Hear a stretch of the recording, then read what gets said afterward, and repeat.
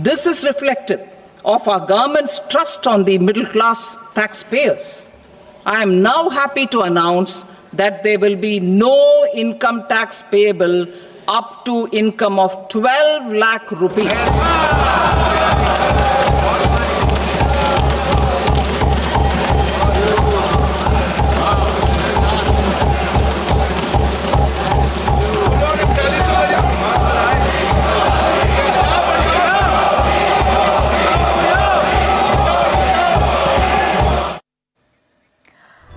An income tax sweetener for the middle class, relaxations on classification when it comes to house property, and higher TDS for rental income. In her 8th consecutive budget, Finance Minister Nirmala Sitharaman aims to rekindle the India consumption story with a negligible hike in its capex outlay and a hands-off approach when it comes to corporate taxes. The first Feb budget story has a strong imprint of tax sweeteners and clarifications and some rationalization as well. Personal income tax slabs have been overhauled under the new income tax regime. So now if your income is up to 12 lakh rupees, the taxable income that is, in a year, and you have opted for the new tax regime, you do not have to pay any income tax. The question is, what's the impact? Well, let's invite our panel of experts to decode all of this, what it means for your money, your taxes, and overall the direct tax push going forward. Joining us now is Radhika Gupta, MD and CEO, Edelweiss Asset Management. We also have with us Himanshu Parekh, partner at KPMG. Also with us, Samir Gupta, who's the National Leader Tax, EY India. And we have with us Sanjeev Bajaj, Joint Chairman and MD of Bajaj Capital, to give it the personal finance perspective. Thank you very much, ladies and gentlemen, for joining in. So indeed, we were, hoping and praying for many, many years to get some relief on income tax. But it's a bonanza for the middle class, many have said. So let's start by getting your first impressions, imprints, your first thoughts on the budget. Radhika?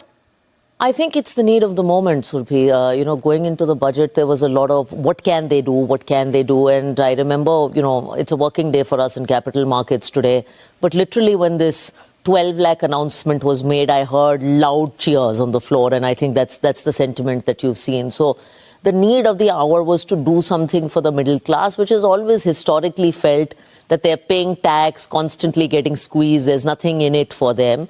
And I think 12 lakhs, still 12 lakhs, 7.5 to 12 is actually quite bold. A lot of times these changes are incremental, 20,000, 30,000. Here, I think you've done something path-breaking, you've done something bold. So there's more money in the hands of people to consume, save, invest, hopefully as well. And I think that was the need of the hour.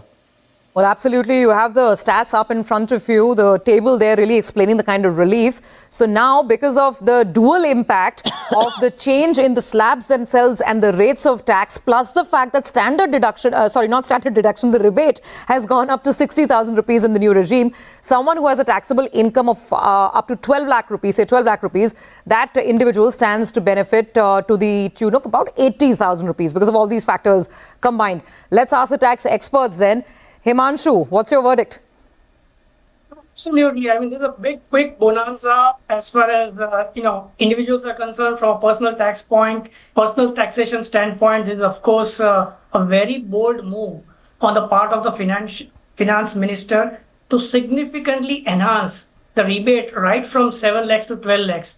And, if you look at salaried employees, they are further entitled to a standard deduction of 75,000. So for salaried employees, they don't pay any income tax up to 12.75 lakhs. Other than that, the slab rates themselves have undergone a change. So now we have the new slab rates saying that up to 4 lakhs, no tax, and then slab rates going all the way up from 4 lakh to 24 lakhs. So in the past, where a person earned income beyond 15 lakhs, he was subject to a 30% tax rate. That has now gone up to 24 lakhs. So straight from 15 to 24 lakhs, I think that's a big, big, bold move on the part of the FM. So very positive. Absolutely. And let's not forget, by the way, while we're talking tax changes, we'll go into the details as we go forward. She has also promised that over the course of, I think, the next 1 week, we will also see how the direct tax code looks like. That was another announcement that was made on the floor of the House today. Samir, what's your verdict? No, I think fantastic. Surabhi, we met on your show a couple of days back, and I think our estimates were maybe it will get to about 10 lakhs. So getting 12 lakhs, I've never seen such a historic jump in all my years. Yeah. If you look at all the past budgets, this is a historic jump. And I think, like Himanshu rightly said, if you do the maths, there's a lot of money out there, which definitely must find its way back from a consumption point of view. And the other point, clearly she's given a very specific timing as far as the direct tax bill is concerned. Again, the question was, will it be ready, not ready? 6 months was a very short time from the announcement made in July, but they've made it possible. So, really kudos to the entire finance minister's team to get us till here. It's fantastic.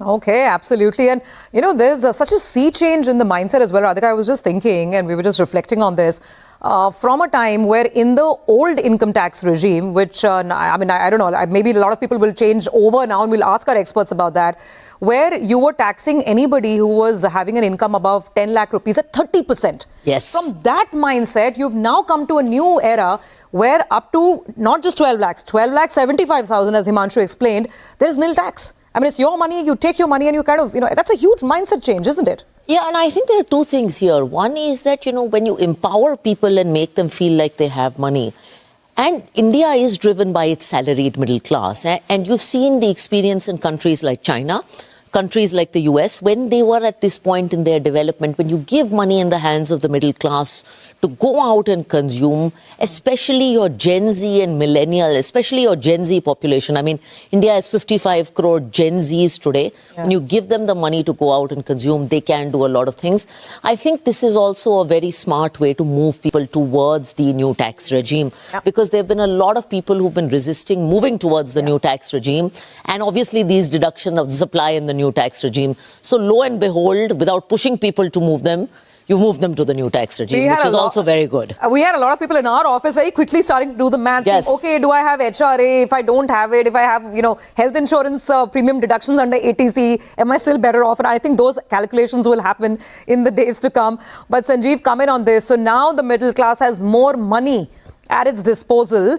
The question is, what are they going to do with it? Are they going to spend it, or do you think they'll invest it, or they'll buy perhaps better insurance policies? What's your sense?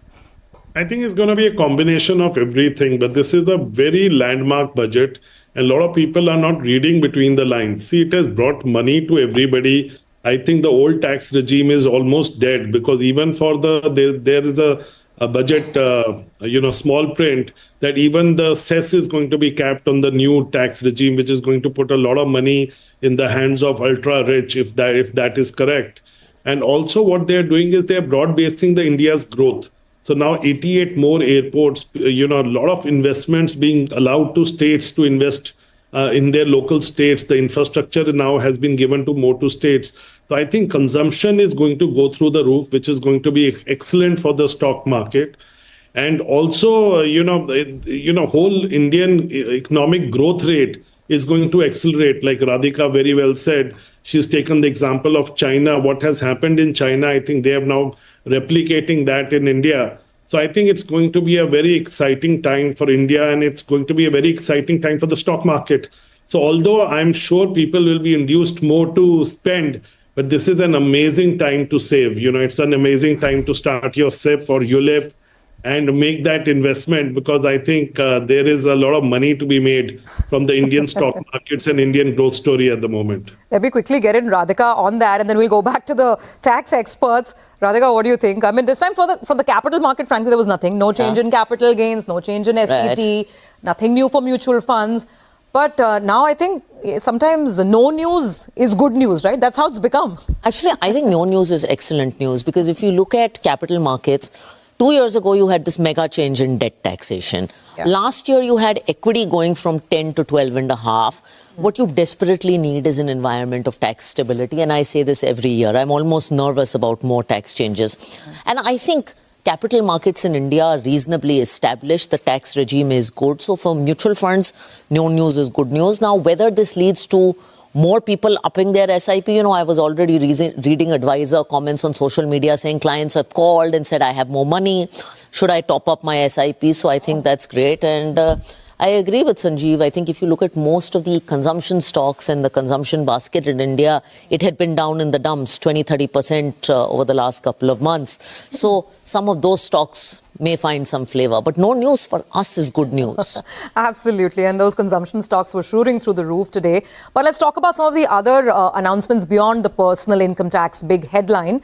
The other big announcement was a rationalization, or at least a step towards rationalization of a very complicated TCS and TDS regime. Tax collected at source, tax deducted at source. So let me, Samir, throw this back to you. I mean, some of the headlines that I picked up from there, which obviously make a lot of difference to our lives, for instance, would be that the threshold of TDS on rent, that's gone up from 2.4 lakhs to now 6 lakhs. I think the TCS that was being collected at the rate of 5% when you were remitting money overseas for foreign education, if it was a loan, via a loan, that TCS has been now done away with. But you tell us, what more did you pick up in this rationalization? No, I think this is a really big piece from a compliance burden point of view, right? And even from a cash flow point of view. And again, we discussed this thing that, there is a entire overhaul that's needed of the withholding tax regime. And it's at 3 levels. One is, what should be the threshold limits at which TDS must apply. And I think she's picked that piece up quite well. Like you said rightly, on rent, there is something on, 194J, which is for professional fees. The other big piece, which they obviously touched is, on the LRS side, which is, of course, more in the context of education expenses. But I would pick up 2 other things, Surabhi. One, that as far as the TDS rates themselves are concerned, I think that's an unfinished agenda item. The rates of TDS are still very high, in some cases going up to 10, 20, 25, 30%. And that kind of withholding on a gross basis basically means that people have to go and claim refunds. So I think that's the unfinished agenda, if I was to, put that piece down. And I think the other thing which they did, which will really, help, again, the consumer goods companies, the pharmaceutical companies, is this entire TDS and TCS which is to apply on sale of goods. So that's a big piece which will take, to my mind, in the case of these companies, at least 30 to 40% of their compliance will just go away. Because now they've said that there will be no more TCS to be done in the context of payments, which were subject to the 206 1H kind of TCS 0.1%. I think that's a big piece. And I think that from a compliance burden point of view will be a big relief item for the industry. Okay, so it's a good start, perhaps. I mean, streamlining the rates, maybe, we move to that as a second step. 2 more items which are pretty important from the common man or common woman point of view. One is this clarification on the treatment of self-occupied property. Himanshu, weigh in on this because I believe a self-occupied property is always beneficial. It's valued at 0 from a tax perspective. So what is the change now with respect to a second house that one owns? In the past, what was envisaged was that as far as let's say you're occupying a particular house and there's a second house which you are unable to occupy because of employment reasons or some other business reasons, in which case there was the value of the self-occupied property was nil. Now they have relaxed those conditions to say that up to 2 houses, irrespective of any conditions, the value of the annual value of the property will be deemed to be nil as far as self-occupied properties are concerned. So the conditions have been waived away now. Okay, got that point, but we do have to take a very short break, so keep it with us. We'll be back in just a moment.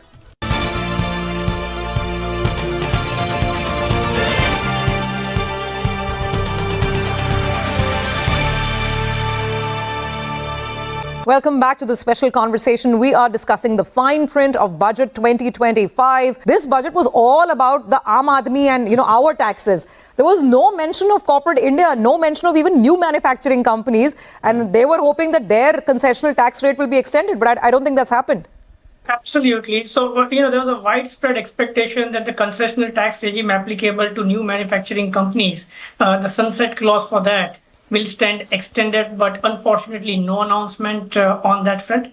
The silver lining in the cloud is that as far as startups are concerned, the tax holiday which they are entitled to, which is 3 years out of a period of 10 years, there was a sunset clause out there as of 31st March 2025. That has been extended straight away by 5 years. So that's a very, very welcome move on the part of the finance minister. One other important amendment which is applicable to transfer pricing regime To simplify transfer pricing assessments, the finance minister mentioned that a taxpayer can now opt for consolidation of transfer pricing assessments in a block of 3 years. So get 3 years assessed together.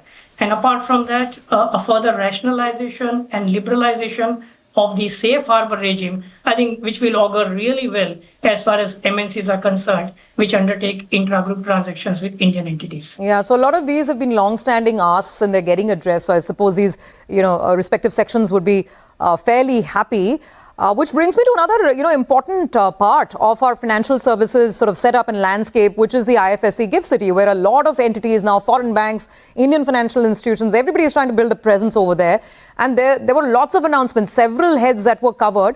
Samir, what did you take away from it? And, how much further have we moved in that quest for making GIFT City a true international hub? Look, I think, again, we discussed this, almost every budget has said something about IFSC on a continuing basis. So I think that trend continues. So that's the positive part. 2-3 call-outs again, there are a number of things that they've said. One is that there is, GIFT City is also being used as a center for FPIs to issue ODIs. And I think one of the things that was being asked was that presently, only if you are a banking unit issuing an ODI to a non-resident, then the income on that is not taxable. They have extended that to say that any FPI issuing an ODI to a non-resident, that income will not be taxable. So I think that's one. Second is that there were a bunch of sections like for the banking units, for asset management, for aircraft leasing. These were having a sunset clause of 31st March 25 in terms of the date by which they needed to commence their operations. That has now been extended in one shot to 2030, which therefore, so they're not doing it year by year, which is what they were doing earlier. Yeah. So now it's, straight, every year we were asking for the extension, which didn't make sense. So I think it's gone straight to, 2030. And the third thing I would call out is on treasury centers, right? And, as India is getting more and more mainstream with the global financial world, treasury centers and group treasury centers are an important concept to borrow and lend between group companies where there is, deficit or surplus cash. And to give that an impetus, what they basically said is that, if there is a company which is in GIFT, which is a treasury center, and if that company is involved in a group lending activity, then the deemed dividend tax provisions, which is 222E, will not apply. And I think that was a big impediment. Today, under the domestic law, if there is a company which is giving a payment by way of advance or loan to a shareholder, then to the extent of accumulated profits, it is taxed as deemed dividend. It is that you didn't give dividends, you gave a loan, so we will tax you as dividends. That has been excluded in the context of the treasury center functionalities. Of course, this is only for inbound structures, which means that the entity has to be a foreign company as well as the group entity needs to be listed. So that was a big positive, I thought, that came in. My God, I think we need to do a whole half an hour, threadbare to understand how a lot of these issues of GIFT City have been addressed. But, you sound fairly pleased and optimistic on the measures that have been announced. So that's good news coming in. So now just coming to final thoughts, and Radhika, so what we've heard today is, positive move forward on personal income tax, like the gentlemen have been saying, whether it's, startups, whether it's GIFT City, positive sort of, developments over there. The market was unhappy because the market was latching on to this whole capex piece, right? Probably the market thought that we'll have some magic wand, big capex numbers, and that didn't come through. It was a more measured 10% increase in capex. So when we look at the overall environment now and we look at our equity investments or even fixed income investments, where does this budget leave us? So I don't think it's going to be a huge driver of market in aggregate, but it will move sectoral stories meaningfully. And I can explain that. Look, I think as far as capex, this year instead of doing 11, they did 10.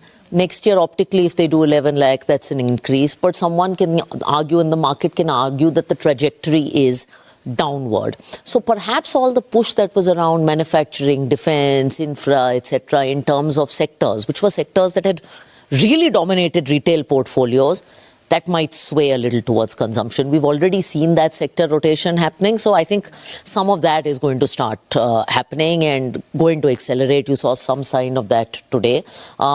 Anyway, those consumption stocks have been down in the dumps for a while. Manufacturing has been trading at 70, 80 multiples. So I think that will happen.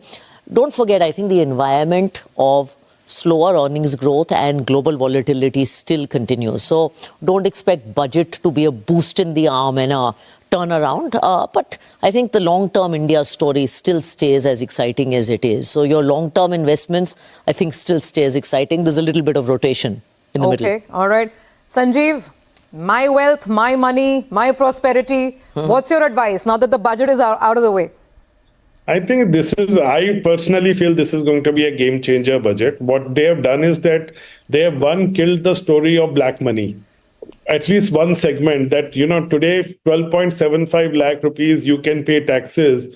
I think everybody will want to create that wealth and that wealth in white. And that white wealth will now go into properties. So the property prices, the official prices of property will go up. The taxes will go up. It'll have a huge impact on financial services company, home loans, the category of people who are eligible for home loans, category of people who are eligible for credit cards. It's going to be an exceptional. So I think this is going to change the Indian economy on a foundational basis. So I think that is going to have an impact on the stocks and the stock exchange. So I think we are going to see an incredible growth. I'm more bullish today than I was yesterday, and I'm incredibly bullish. The next few years is going to be very, very good. So I think it's a great time to invest. I'll be moving a lot of my money from debt into equity personally. Okay, all right, great. That's a lovely optimistic note to wind up this discussion on. I can tell you that I'm personally happy because in my reporting career over the last many years, we keep talking about tax ops or, tax relief for people at the bottom end. Sometimes tax relief for even the super rich. The middle was always left out, and finally the middle has been addressed in this budget. Thank you very much, Samir, Himanshu, Radhika, and of course Sanjeev for joining in and sharing your thoughts with us on Budget 2025. Well, that's it on this special telecast. Thank you so much for watching. News and updates continue on CNBC TV18.